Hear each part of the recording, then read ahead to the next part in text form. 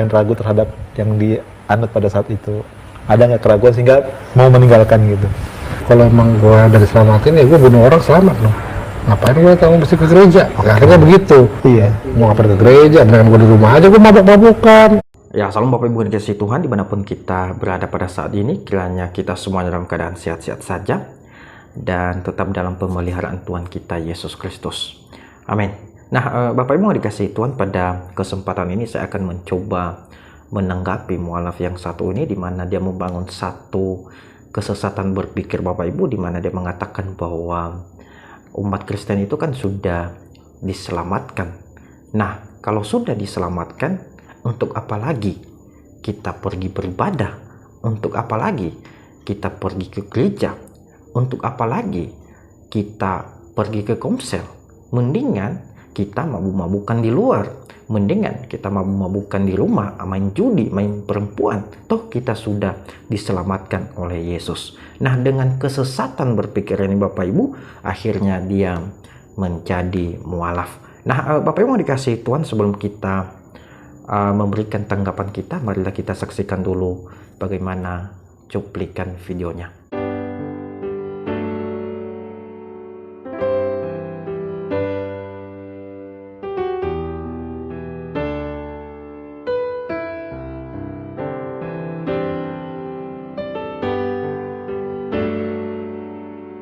Yang ragu terhadap yang dianut pada saat itu, ada nggak keraguan sehingga mau meninggalkan gitu?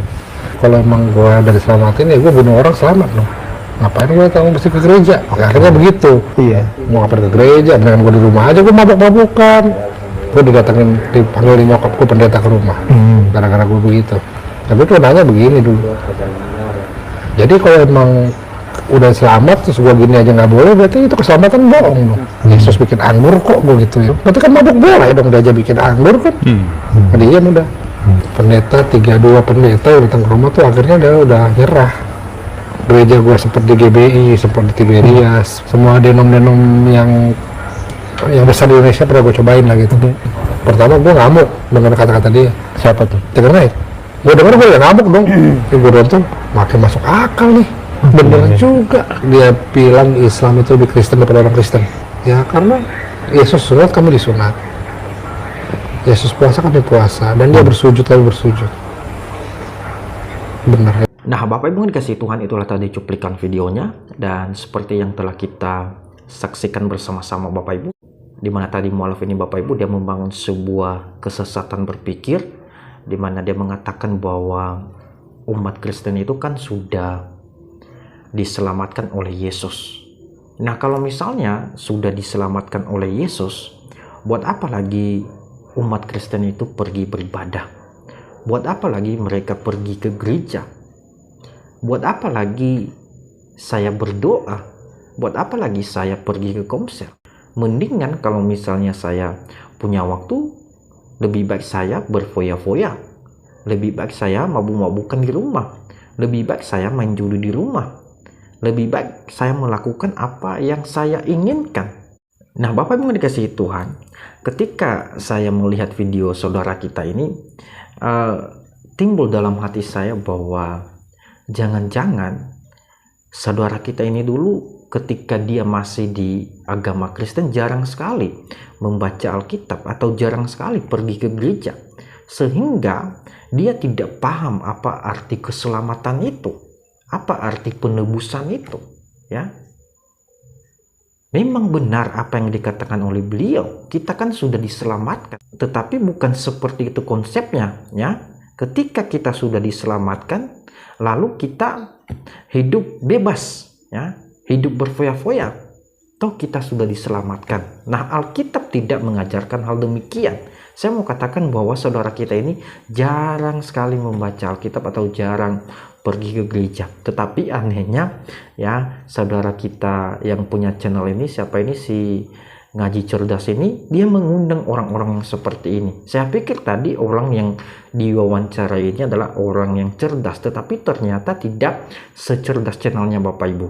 Nah, Bapak Ibu dikasihi Tuhan, bagaimana firman Tuhan yang menjawab asumsi dari si mualaf ini? Apakah benar apa yang disampaikan oleh beliau? ya. Toh kita juga sudah diselamatkan oleh Yesus, toh kita juga sudah ditebus ya di atas kayu salib ya. Buat apa lagi kita pergi gereja? Buat apa lagi kita pergi beribadah ya? Lebih baik kita mabuk-mabukan di rumah, lebih baik kita menjudi di rumah atau hidup berfoya-foya di luar.